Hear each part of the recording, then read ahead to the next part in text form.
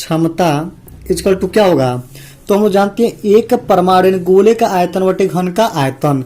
तो लिखेंगे एक परमाणु यानी गोले का आयतन लिख लो, क्या एक परमाणु लिखेंगे यानी गोले का आयतन बटे घन का आयतन।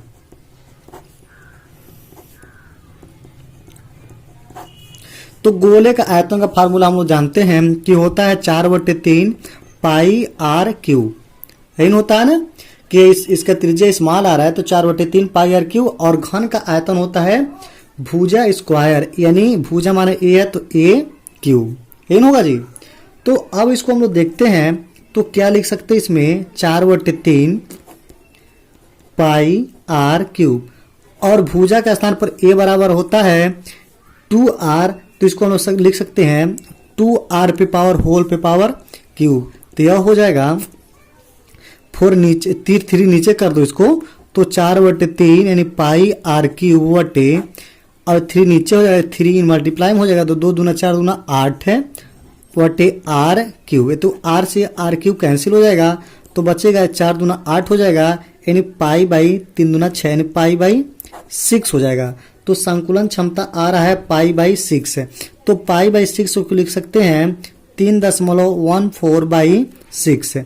तो संकुलन क्षमता जो होगी हम लोगों का 3.14/6, इसको हम लोग डिवाइड कर दें तो हो जाएगा 6×5 6×5 हो गया 31 हो गया, तो 6 दूना 12 13 14 6 को 24 यानी 6 18 लिख सकते हैं या 24 लिख सकते हैं। तो इतना ही रहने दीजिए, 2 ही स्थान तक रहने दीजिए। तो हम लोग जानते हैं प्रतिशत संकुलन क्षमता हम लोग पढ़े थे, तो हम लोग का प्रतिशत संकुलन क्षमता होता है प्रतिशत संकुलन क्षमता इक्वल टू होता है संकुलन क्षमता गुणे 100, संकुलन क्षमता गुणे 100। तो संकुलन क्षमता हम लोग का आया है 0.52 गुणे 100, तो हो सकता है हम लोग का यह हो जाएगा 52%, यही होगा जी। तो इस संकुलन क्षमता जो होती है 52% आ गया, यानी कह सकते हैं कि जो हम लोग का सरल घनी एकक कोष्ठिका जो होती है उसमें 52% जो भाग होता है सरल घनी एकक कोष्ठिका में, उसमें प्रतिशत संकुलन जो क्षमता होती है, यानी जो यह परमाणुओं से घिरा होता है 52% परमाणु से घिरा होता है, तो 52% जो संकुलन क्षमता ही होता है, जितने संकुलन क्षमता वही होता है कि जो जितने भागों से जितने परमाणुओं से यानी पूरा आयतन का जो भाग घिरा होता है परमाणु से, वही संकुलन क्षमता कहलाता है। तो 52% भाग परमाणुओं के माध्यम से घिरा होता है, तो कुल रिक्त स्थान कितने हो जाएंगे, तो रिक्त स्थान हो जाएगा रिक्त स्थान। तो 52% घिरा हुआ इससे, तो 100 में से जब 52 घटाएंगे तो 48% रिक्त स्थान आ जाएगा। तो इसमें कोई पूछे कि सरल एकक घनी एकक कोष्ठिका में प्रतिशत संकुलन क्षमता कितना होता है, तो हम लोग कह सकते हैं कि 52% और रिक्त स्थान जो होती है 48% होती है। अब हम लोग पढ़ेंगे अगला अंतः केंद्रित घनी एकक कोष्ठिका। अगला टॉपिक हम लोग का है अंतः केंद्रित घनी एकक कोष्ठिका के लिए फॉर बॉडी सेंटेड क्यूबिक यानी BCC कह सकते हैं इसको, यूनिट सेल, शॉर्ट में इसको यूनिट सेल BCC कहते हैं। तो अंतः केंद्रित घनी एकक कोष्ठिका हम लोग जानते हैं कि इसमें कोने के साथ साथ 6 कोने पर एक परमाणु होते हैं और एक केंद्र में होता है। तो ये हम लोग का अंतः केंद्रित घनी एकक कोष्ठिका होती है।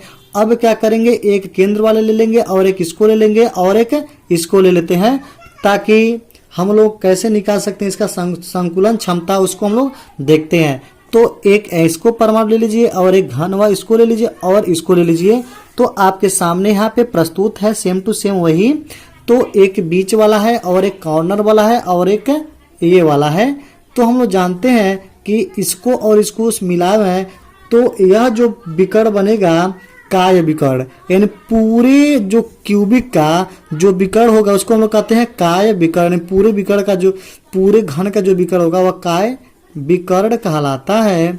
और एक जो होता है फलक विकर्ण, ये हम लोग फलक है, पूरा एक फलक है, तो इस विकर्ण को कह सकते हैं फलक विकर्ण, फलक विकर्ण हो गया। इसको हम लोग मान लेते हैं ए, इसको मान लीजिए बी, इसको सी और इसको मान लेते हैं डी।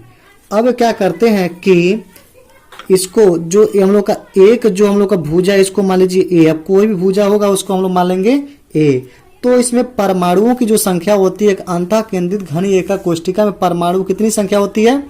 6 कोने यानी 8 कोने जो होते हैं वह एक परमाणु वहां पर हो जाता है और एक बीच में यानी इसके 2 परमाणु होते हैं। तो लिख सकते हैं इसमें 2 परमाणु होते हैं, 2 परमाणु होते हैं।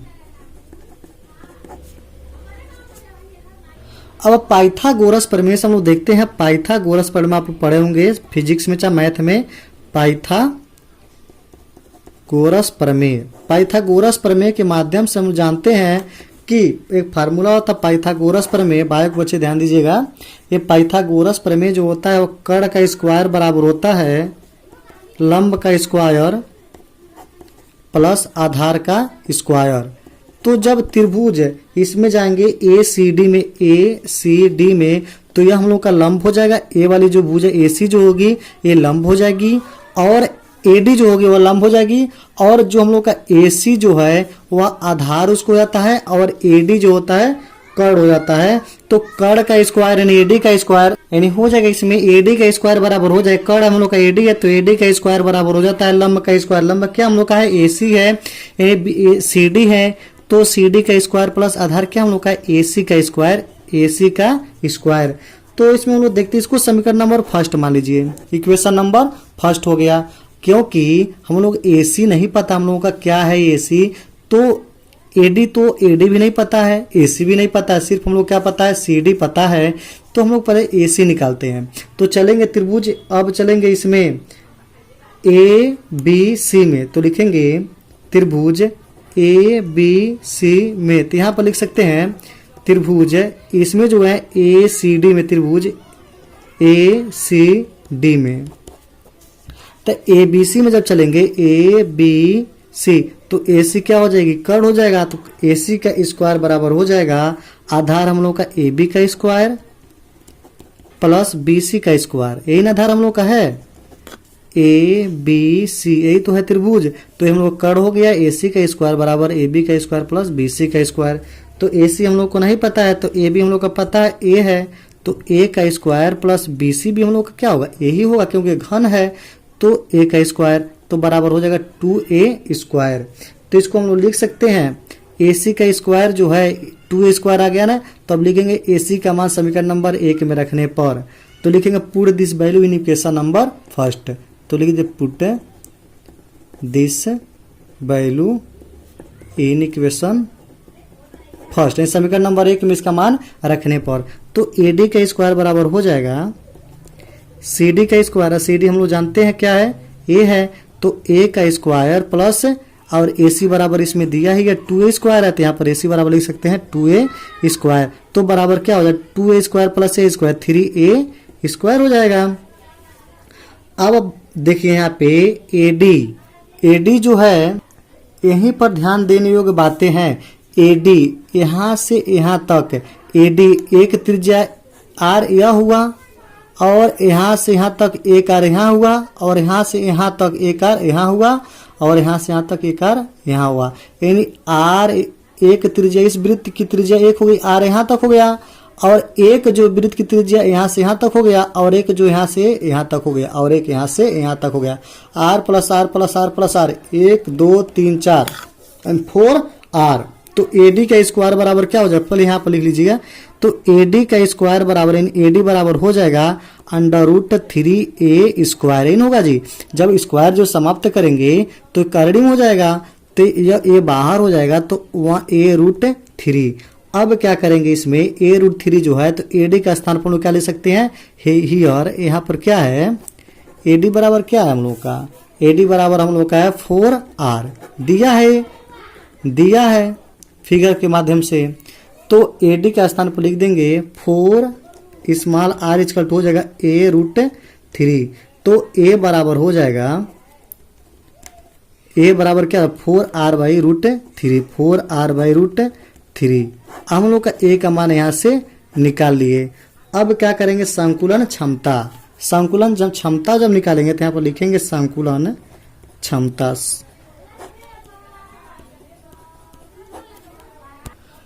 दो परमाणु का एटम, क्योंकि इसमें दो परमाणु है ना, तो इसके पहले वाले देखे थे, इसके पहले वाले में पहले के जो हम लोग का था क्या था, सरल एक घनी एक कोष्टिका जो था उसमें एक परमाणु था, तो एक लिखे थे, घन का वाले सिर्फ वृत्त का गोले का आयतन नहीं लिख दिए थे, बट इसमें दो परमाणु का आयतन लिखेंगे, और गोला है तो गोले का आयतन, और इसमें हो जाएगा घन का आयतन लिख सकते हैं यहाँ पर एक कोष्टिका का कुल आयतन। तो दो परमाणु का आयतन जो हो जाएगा, दो परमाणु 2 इंटू और एक परमाणु का आयतन गोले का आयतन, परमाणु को ही तो आयतन गोला कहते हैं, तो 4/3 पाई आर क्यूब हो जाएगा अपान, यह जो हो जाएगा घन का आयतन जो होता है यह ए क्यूब हो जाएगा ना, वो घन का आयतन भुजा होता है, भुजा क्यूब, अब भुजा को ए माने तो ए क्यूब, और यहाँ से देख रहे हैं ए का मान जो है वह है 4r/√3, तो लिख सकते हैं 2 इंटू 4/3 नीचे कर लीजिए इंटू और ऊपर लीजिए 4r² पाई आर क्यूब, और ए का स्थान पर 4r/√3 का होल क्यूब, यही होगा।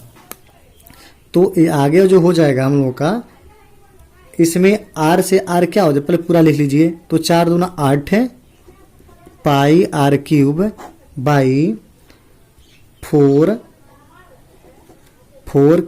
गुड़े 4, क्योंकि 3 घात है, गुड़े आर क्यूब बाई √3, तो √3 जो है 3 घात ऊपर ना है, तो करड़ी में 3 घात जो होगा 2 घात, 3 बाहर एक हो जाएगा और एक √3 में हो जाएगा, क्योंकि 3 घात जब होता है करड़ी में तो एक करड़ी का स्क्वायर यानी करड़ी में 3 का स्क्वायर, करड़ी गुड़े करड़ी एक समाप्त हो जाएगी करड़ी, और एक करड़ी 3 बच जाता है उसमें, क्योंकि आप लोग जानते होंगे करड़ी में 3, यहाँ पर साइड में देख लेते हैं, करड़ी में 3 गुड़े करड़ी में 3 गुड़े करड़ी में 3, तो इससे गुड़ा जब करेंगे मल्टीप्लाई करेंगे तो √3 से 3 हो जाएगा, और यहाँ से √3 बच जाएगा, वही बात यहाँ पर लिखा गया है, यह ऊपर जाकर यहाँ मल्टीप्लाई हो जाएगा। तो यहाँ से जब करेंगे तो 8 से क्या हो जाएगा, 4 से 4 दूना 8 है और 2 दूना 4 हो जाएगा, यहाँ 2 बचा है तो 4 दूना 8 है, और r से r कैंसिल, तो हो जाएगा पाई इंटू 3√3 बाई क्या हो जाएगा, 4 दूना 8 बचा है ना, तो पाई इंटू 3√3 बाई 8, और यहाँ पर देख रहे हैं 3 यहाँ से छूटा हुआ है, 3 छूटा है, तो 3 से ये छूटा जो है तो 3 हम लोग का क्या है नीचे है, तो 3 से 3 मल्टीप्लाई कर देंगे, कैंसिल कर देंगे, तो यह हो जाएगा पाई √3 बाई 8 हो जाएगा, तो पाई का मान 3.14 और गुड़े करड़ी में 3 के मान क्या होता है 1.732 होता है ना बाई 8, जब इससे डिवाइड करेंगे भाग करेंगे तो हो जाएगा हम लोगों का, आप लोग करके देख लीजिए 0.68 आएगा। तो इसका संकुलन क्षमता जो आ गया, संकुलन क्षमता इक्वल टू हो गया कितना 0.68, तो इसका प्रतिशत संकुलन क्षमता बराबर हो जाएगा संकुलन क्षमता गुणे 100, संकुलन क्षमता जो हम लोग का है 0.68 इंटू 100 है, तो कितना हो जाएगा 68%, यानी जो हम लोग का घिरा हुआ भाग है किसका अंतः केंद्रित घनी एकक कोष्टिका के लिए जो घिरा हुआ भाग है परमाणुओं से 68% है, तो उसका कुल रिक्त स्थान कितना हो जाएगा, रिक्त स्थान जो होगा उसका हो जाएगा 100 माइनस 68 यानी 32% इसका रिक्त स्थान प्राप्त हो जाता है। तो आता है कि बहुविकल्पी क्वेश्चन पूछ सकता है कि अंतः केंद्रित घनी एकक कोष्टिका के लिए संकुलन क्षमता कितना होता है, तो लिख देंगे 68% होता है, और रिक्त स्थान कितना होता है 32% होता है। अब हम लोग तीसरा जो देखेंगे वह हम लोगों का है फलक केंद्रित घनी एकक कोष्टिका, जो नेक्स्ट हम लोग का देखते हैं। तीसरा देखेंगे फलक केंद्रित घनी एकक कोष्टिका के लिए यानी for face centred cubic unit cell इसको हम लोग शॉर्ट फॉर्म में लिख सकते हैं FCC। अब हम लोग का FCC होता है उसका संकुलन क्षमता कैसे निकालेंगे उसको हम लोग देखते हैं। जो हम लोग का FCC होता है फलक केंद्रित घनी एकक कोष्टिका जो होती है ऐसे इसका स्ट्रक्चर बनता है, और जो इसमें के जो परमाणु होते हैं जो अवयवी कण होते हैं वह 8 कोने के साथ साथ प्रत्येक फलक पर भी होते हैं। एंड देख रहे हैं यहाँ पर 8 कोनों पर भी है और प्रत्येक फलक पर भी है फलक पे। अब एक फलक को लेते हैं और उस फलक में देख रहे हैं चार कोनों पर हैं, तो 1 2 3 4 पूरे चारों कोने पर हैं और एक बीच में है, तो और एक हम लोग का बीच में है। तो इसके माध्यम से इसको हम लोग संकुलन क्षमता को निकालते हैं। तो हम लोग जानते हैं फलक केंद्रित घन एका कोष्टिका में इसमें परमाणु कितने होते हैं, एक कोने पर हो गया और 6 फलक पर 3 हो जाते हैं। क्यों होते हैं आपको पिछले वीडियो में बताया गया है कि क्यों चार ही परमाणु होते हैं। तो इसमें परमाणुओं की संख्या कितनी हो गई, 4। तो लिख देंगे इसमें परमाणुओं की संख्या इक्वल टू 4। तो परमाणुओं की संख्या कितना हो गया, 4। अब क्या करेंगे, इसमें हम लोग संकुलन क्षमता निकालने के लिए इसको जब लेंगे तो एक वर्ग को लेंगे, इसको और इसको, ये 4 कोने पर और एक बीच वाला यहाँ पर है। तो इसमें देखेंगे कि इसको ए मान लीजिए, इसको बी मान लीजिए और इसको सी मान लीजिए। अब देखेंगे यहाँ पर एक आर यहाँ से यहाँ तक तो आर हो गया और यहाँ से यहाँ तक क्या हो गया 2r, यानी हाफ आर यहाँ पर और एक आर यहाँ पे, तो 2r यह हो गया और एक आर यह हो गया। यानी ए सी इक्वल टू क्या हो गया, ए सी इक्वल टू कितना हो गया, एक आर और 2 3 आर और यहाँ से 4r, यानी इस ए सी इक्वल टू 4r यहाँ से प्राप्त हो गया। तो अब हम लोग देखेंगे त्रिभुज ए बी सी में, तो त्रिभुज ए बी सी में पाइथागोरस प्रमेय से हम लोग जानते हैं ए सी का स्क्वायर बराबर होता है कर्ण का स्क्वायर बराबर होता है आधार का स्क्वायर, यानी ए बी का स्क्वायर प्लस बी सी का स्क्वायर। तो ए सी का स्क्वायर हम लोग का है 4r। तो अभी नहीं लिखिए, इसको ए सी निकाल कर लिखते हैं इसको। तो ए बी बराबर हम लोग का क्या है, ए है हमको, क्योंकि ये पूरी दूरी ए है और ए भी दूरी हम लोग क्या है, ए है। तो ए बी बराबर हो जाएगा ए स्क्वायर और बी सी बराबर भी हो जाएगा ए स्क्वायर। ए स्क्वायर 2a स्क्वायर हो जाएंगे और ए सी का स्क्वायर बराबर प्राप्त हो जाएगा हम लोग का 2a स्क्वायर। तो ए सी बराबर हो जाएगा अंडर रूट 2a स्क्वायर। तो अंडर रूट से बाहर हम लोग का ए हो जाएगा, तो ए रूट 2 प्राप्त हो जाएगा। और ए सी बराबर हम लोग देख रहे हैं 4r दिया हुआ है, तो ए सी बराबर यहाँ पर लिख देंगे 4r equal to 1 A root 2 हो जाएगा। तो यानी यहाँ से लिख सकते हैं ए बराबर हो जाएगा 4r बाई रूट 2। अब इसका संकुलन जो क्षमता होता है उसको हम लोग निकालते हैं। तो लिखेंगे संकुलन क्षमता इक्वल टू कुल परमाणुओं का आयतन बटे एकक कोष्टिका का आयतन। तो इसमें कुल परमाणु कितने हैं, 4 है, तो 4 गुणे एक आयतन हो जाएगा, यानी एक किसका, जो हम लोग का अवयव है, जो हम लोग का ये वृत्त है, गोला जो है, वृत्त नहीं कहेंगे इसको, गोला कहेंगे, गोले का आयतन हो जाएगा। तो लिखेंगे तो कुल परमाणु का आयतन बटे एकक कोष्टिका का आयतन, कुल परमाणु कितने हैं 4 गुणे, यानी गोले का आयतन हो जाएगा। तो 4 गोला है तो 4 गोले का आयतन हो जाएगा। तो गोले का आयतन क्या होगा 4/3 पाई r क्यूब हो जाएगा। और यहाँ से एकक कोष्टिका का आयतन यानी घन का क्यूब हो जाएगा, भुजा क्यूब हो जाएगा, तो ए का क्यूब हो जाएगा यहाँ पे। अब देखेंगे यहाँ पे 4 गुणे 4/√3 into pi r cube by हो जाएगा। ए बराबर दिया हुआ है 4r/√2, तो इसका मान यहाँ पर लिखेंगे 4r/√2 का होल क्यूब लिख देंगे। अब देखेंगे इसमें तो 4 गुणे 4/3 नीचे कर देंगे इसमें और हो जाएगा पाई r क्यूब। अब इसको जब लिखेंगे तो लिखेंगे 4r का 3 बार गुणा है, तो 4 गुणे 4 इंटू r क्यूब बाई √2। अब देखिए जी यहाँ पे एक चीज मैं दिखा दे रहा हूँ, √2 पर 3 घात है, तो इसको लिख सकते हैं √2 इंटू √2। तो कैरेडिन 2 कैरेडिन 2 2√2 हो जाएगा, कैरेडिन समाप्त हो जाएगी, 2 से गुणा होगा तो 2 जगह से, तो 2√2। जो 2√2 है इसका गुणा इसमें होगा और इसका गुणा उसमें, तो 2√2 कहाँ पे चला जाएगा, ऊपर चला जाएगा, तो 2√2 यहाँ पे चला जाता है। तो r क्यूब से r क्यूब समाप्त, 4 से 4 से समाप्त, तो हो जाएगा यहाँ पे पाई 2√2 बाई 4 12। यहाँ से 3√3 इंटू 4 हो जाएगा, तो 2 से 2 कैंसिल कर दीजिए, तो हो जाएगा पाई √2 बाई 3 हो जाएगा, यानी 3 इंटू 6 यानी 6 हो जाएगा यहाँ पे। तो पाई √2 बाई 6 यहाँ से प्राप्त हो जाएगा। तो इसको लिख सकते हैं हम लोग कि ये पूरा जब सॉल्व करेंगे तो आप लोग रफिंग आइडिया पर देख लीजिएगा। हमने तो देख लिया है, इसका मान आया था 0.74। अभी हम लोग का लंबा वीडियो ना बने इसलिए इसको शॉर्टकट में लिख दिया, आप लोग सॉल्व करके देख सकते हैं इसको। तो संकुलन जो क्षमता हम लोग का होता है आ गया हम लोगों का कितना 0.74। तो अब हम लोग संकुलन प्रतिशत क्षमता यानी प्रतिशत संकुलन जो क्षमता होती है क्या आ जाएगा कि बराबर हो जाएगा संकुलन क्षमता गुणे 100, यानी संकुलन क्षमता कितना 0.74 इंटू 100 हो जाएगा इक्वल टू 74 हो जाएगा। यानी प्रतिशत संकुलन जो क्षमता देख रहे हैं 74% हुआ। यानी कह सकते हैं फलक केंद्रित घनी एक कोष्टिका में इसकी संकुलन क्षमता जो सबसे ज्यादा इसी का है, तो इसका रिक्त स्थान कितने हो जाएंगे, रिक्त स्थान यानी 100 माइनस 74 यानी 100 माइनस करेंगे 74 में तो कितना 26% आएगा। यानी इसकी संकुलन क्षमता सबसे ज्यादा है और रिक्त स्थान सबसे कम इसी का है फलक केंद्रित एक घनी एक कोष्टिका के लिए। इसी के साथ हमारा ये वीडियो आज का समाप्त हुआ। अब हम लोग मिलते हैं नेक्स्ट अगले वीडियो में, तब तक के लिए धन्यवाद।